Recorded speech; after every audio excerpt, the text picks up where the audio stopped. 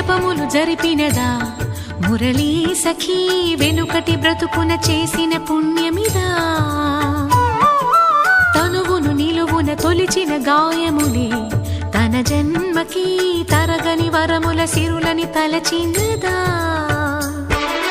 కృష్ణాని